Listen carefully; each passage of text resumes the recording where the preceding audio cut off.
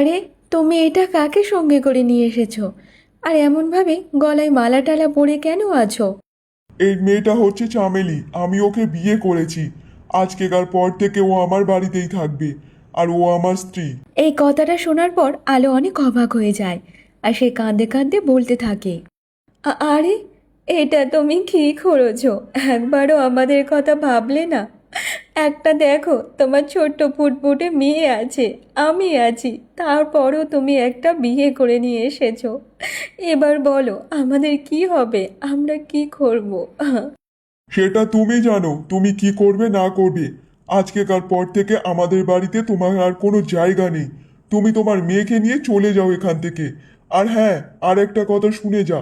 আজকেকার পর থেকে যেন তোর মুখ আর আমার যেন না দেখতে হয়। আমাকে একটু শান্তিভাবে সংসার করতে দে, বুঝেছিস? মা, আপনি আপনার ছেলেকে একটু বোঝান না। ও তো আপনার কথা তো বোঝে, আপনি একটু বোঝান না।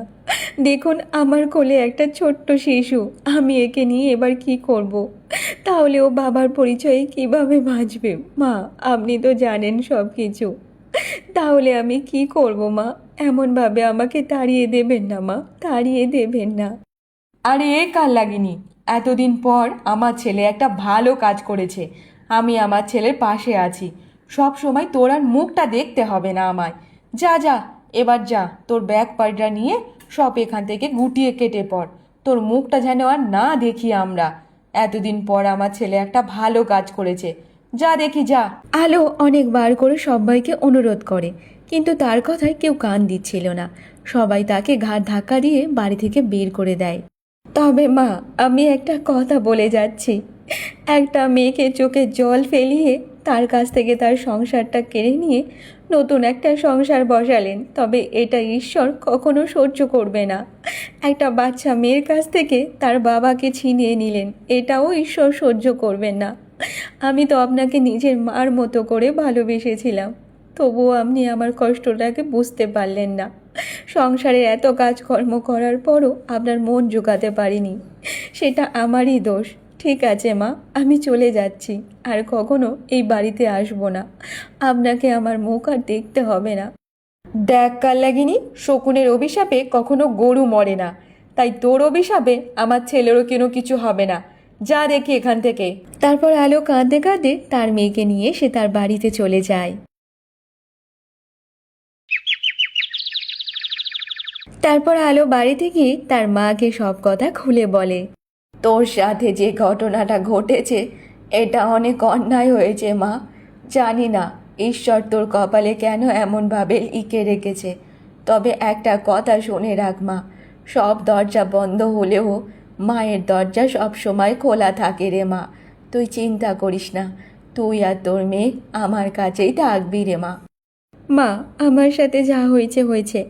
আমি চাই না যে আমার মতো আমার সোনা মায়ের জীবনটা হোক। আমি ওকে লেখাপড়া শেখাতে চাই, মানুষের মতো মানুষ করব।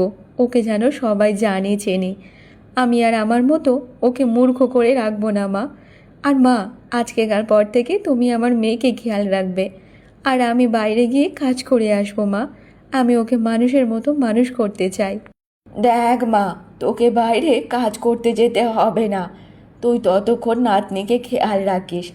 এতটুকু একটা বাচ্চা মেয়ে, সে তো মা ছাড়া থাকতে পারবে না মা। তুই একটা কাজ কর, কিছুদিন থাক, আর কিছুদিন পর নয় তুই কাজে বেরোস। কিন্তু মা, তোমার তো বয়স হয়ে গেছে, আর এমনভাবে তুমি আমাদের পেট কিভাবে চালাবে বলো তো? তার চেয়ে কিছুদিন পর আমি নয় কাজে বেরোবো, আর তুমি তোমার নাতনিকে দেখাশোনা করবে। অন্যদিকে কমলা সকালে রান্নাঘরে যাচ্ছিল, আর যেতে যেতে সে পা স্লিপ করে ওখানেই পড়ে যায়। ওরে বাবা রে, ওরে বাবা, আমার যে কোমরটা ভেঙে গেল রে। কে কোথায় আছিস, তাড়াতাড়ি আয়। বুঝতে পারছি না এই রান্নাঘরে কে জল ফেলে চলে গেছে। ওরে বাবা রে, আমার কোমরটা গেল রে এই বয়সে। কমলের আওয়াজ শুনে তার ছেলে বৌমারা তার কাছে আসে। আরে মা, তুমি এমনভাবে মাটিতে পড়ে আছো কেন? তোমার আবার কি হয়েছে বলো তো? এই সাত সকালবেলা চিৎকার করে করে ডাকছো। হ্যাঁ মা, আপনার এই চিৎকারে আমার ঘুমের 12টা বেজে গেছে। আমি এত সকাল সকাল ঘুম থেকে উঠি না, শুধু আপনার চিৎকার শুনে শুনে এত সকালবেলা আমার ঘুম থেকে উঠতে হয়েছে। তা বলুন তো দেখি কি হয়েছে আপনার? আমি কি আর সাদে এখানে পড়ে আছি? জানি না রান্নাঘরের মেঝে কে জল ফেলে রেখেছে, তাই তো পা স্লিপ করেই পড়ে গেছি। বাবা আমি কি এমনি এমনি পড়ে আছি নাকি? কেন মা, এই বয়সে কি চোখের মাথা খেয়ে বসেছেন নাকি? একটু দেখে হাঁটলে কি হতো? যদি একটু পায়ের নিচে দেখে দেখে হাঁটতেন তাহলে তো আজকে এমনভাবে পড়ে যেতে হতো না। কি আর বলবো, একটু দেখে হাঁটবে না আর শুধু খোকা খোকা করে চিৎকার করে ভারী মাথায় করবে, যত সব। তার নতুন বৌমার কথা শুনে কমলার অনেক কষ্ট লাগে, কিন্তু সে কোনো কথা বলে না। শুনুন মা, আমি ঘুম থেকে উঠলে সঙ্গে সঙ্গে আমার চা চাই। আপনি একটা কাজ করুন তো, আমার জন্য তাড়াতাড়ি 1 কাপ চা বানিয়ে নিয়ে আসুন। আমার আবার চা না খেলে ঘুমটা ঠিকঠাকভাবে কাটে না। আপনি যান, তাড়াতাড়ি আমার জন্য একটা চা করে নিয়ে আসুন তো। এইসব বলে তার ছোট বৌমা ওখান থেকে চলে যায়, কিন্তু পলাশ সে কোনো কথার উত্তর দেয় না। ভেবেছিলাম ছেলেকে বড় ঘরের একটা বিয়ে দিয়ে একটু শান্তিতে থাকতে পারবো, কিন্তু তার সেই উপায় আছে? এইবার দেখো আমাকে সব কাজ এক এক করে করতে হচ্ছে। দূর, আর ভালোই লাগে না।